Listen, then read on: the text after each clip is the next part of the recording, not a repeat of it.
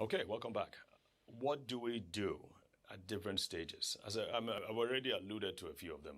I'm just going to go into a bit more detail. And of course, if you haven't been following our programs, please catch up.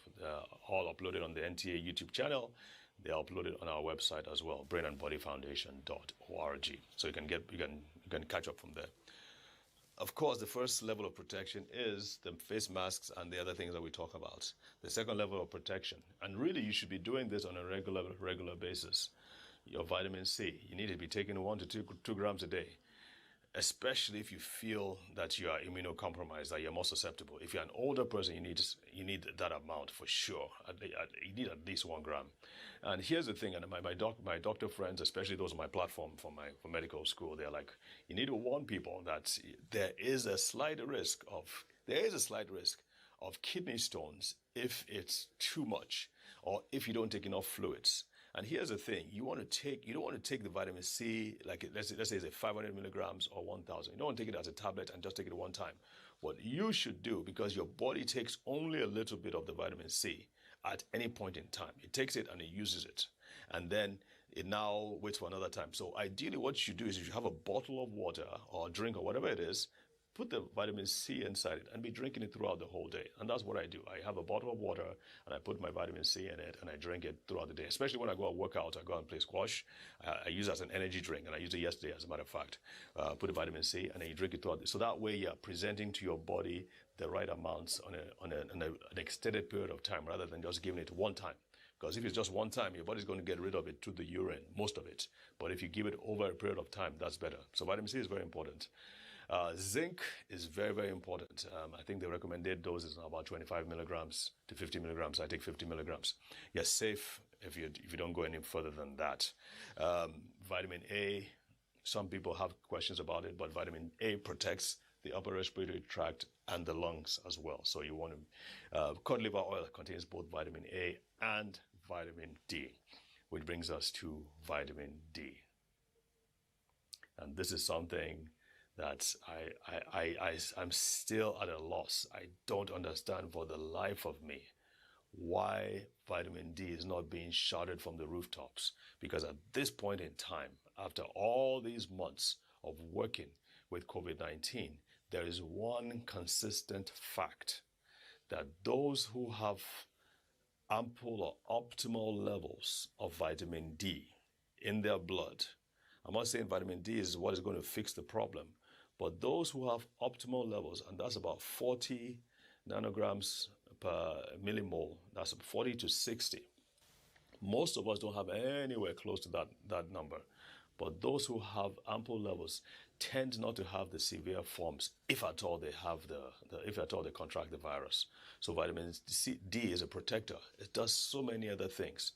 But let me just point out a few things. But they found out that those who have ample levels of vitamin D are protected largely from upper respiratory tract infections. So it can hold it there. And there's even talk about vitamin D preventing the spread.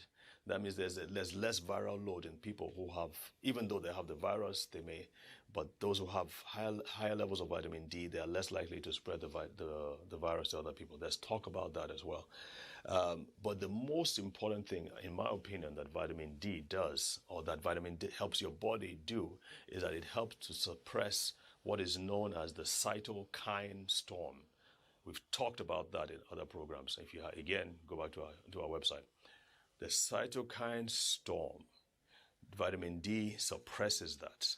Vitamin C also does that as well. So, and we said the cytokine storm is when your immune system is going haywire, is going berserk, and is attacking your body. And that's what happens over here. Your immune system is attacking the lungs, the brain, the blood vessels, the kidneys, and all that, and therefore causing damage. And that's what is known as the cytokine storm. Vitamin D, again, suppresses that. And again, so does vitamin C. So if you're in a situation in which you feel these are the symptoms of the virus, for God's sake, don't go and take dexamethasone. What you want to do is you want to take the vitamin D. You want to check with your doctor let the doctor know about it as well, and take vitamin C as well. Those two, vitamin C and vitamin D and zinc, will probably be the most important clues.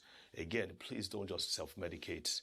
If you if you don't have it, then don't bother about it. I'm talking about those, and we know that many of them who probably have the disease and they're not able to get to a hospital or a treatment center, or hospitals are turning them away.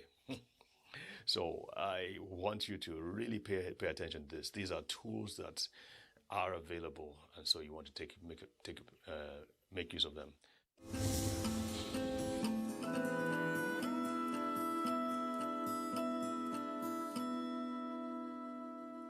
So I'm going to talk, we've talked about some of the basic principles: vitamin A, vitamin C, vitamin D3. Now remember, there is D2 and D3.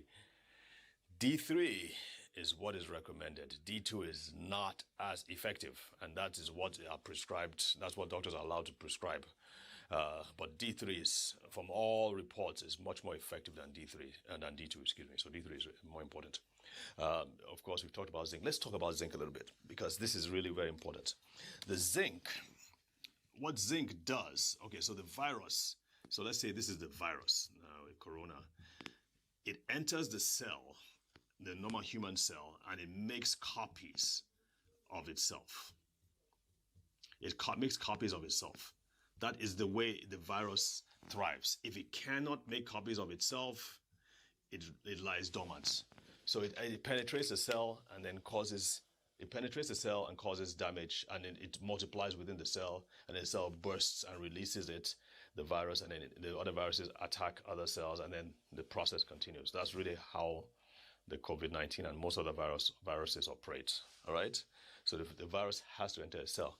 What zinc does, and why zinc is so important, is that zinc enters the cell and stops the virus from replicating. So zinc stops viral replication. That's why it's so important. All right, and we also said that zinc is important for taste and smell. So when you're losing your taste and smell, it means that your body is actually being depleted of zinc as a result of trying to fight the virus. Now, there have been a lot of talk about hydroxychloroquine in recent times, but think about this.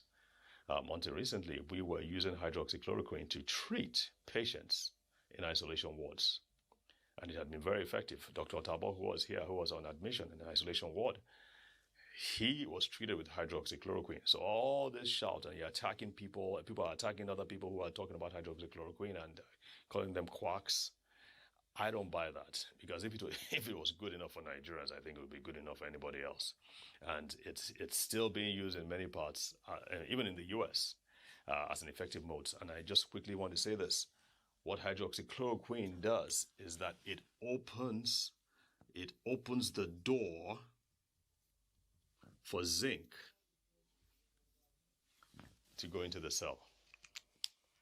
Hydroxychloroquine is not really the drug. The drug is zinc. Hydroxychloroquine is more like an additive.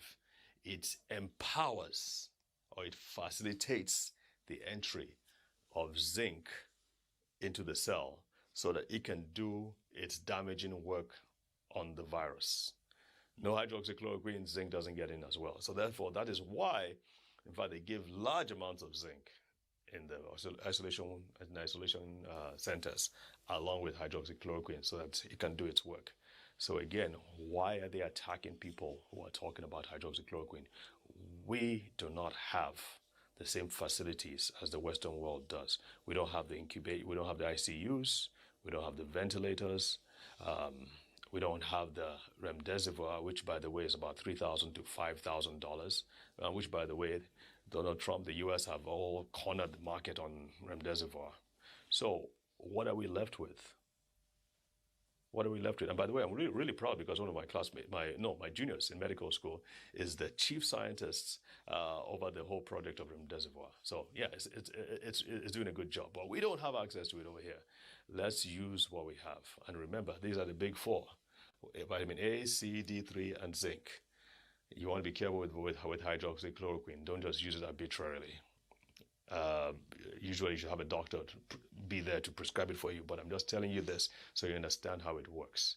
Remember, the borders are going to be open very, very, very soon, and so things are going to change a little bit. You need to be empowered with the information and the knowledge so that you can take the right precautions. If you're traveling, you need to have your vitamin C and vitamin D in stock. You should be taking them over and over again throughout your flight, especially if it's a long flight. Remember, you need to have good sleep. You need to rest well. You need to exercise, move your body. All of those, we've talked about them in the laws of life, about how important they are in the protection of your immune system, in the enhancement of your immune system, so that no matter where you are, whether you're at home or you're on the streets or at work, be sure to get as much sunshine, by the way. You will feel that you are being protected. Of course, there's nothing is 100%, but if you apply the basic principles of health, you should come out okay. So with that, I want to say thank you for listening. Remember to stay safe, wear your masks, maintain social distancing, be hygienic, support each other, and always be on guard. But of course, watch your health in your hands every week. God bless. Thanks for listening. See you soon.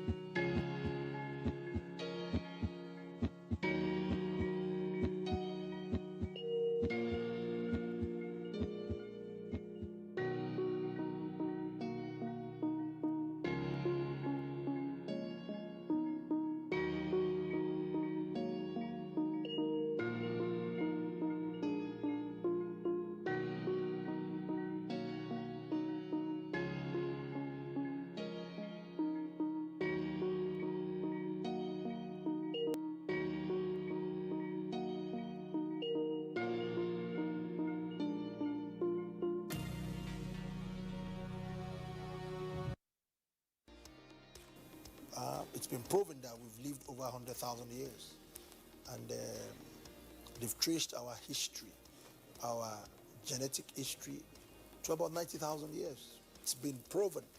So for you to sit on that throne, that doesn't mean you are whole. So you need to get a lot of elderly wisdom to make sure that you sit very well. So far so good. I'm not perfect, but I'm doing my best. You're doing your best.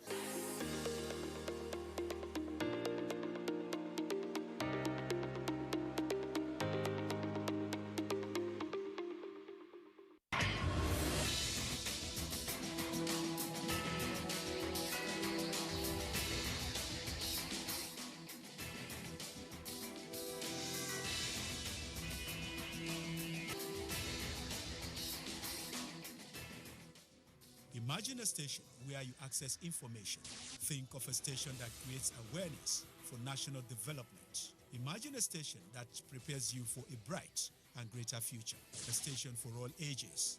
Documentaries, classroom and television, events coverage, children's programs and variety shows. Always stay tuned to NTA Knowledge on the StarTimes platform, channel 359. For partnership, sponsorship and advert placements, contact us on NTA Knowledge. NTA Knowledge, learning to broaden horizon. Today's growing trend is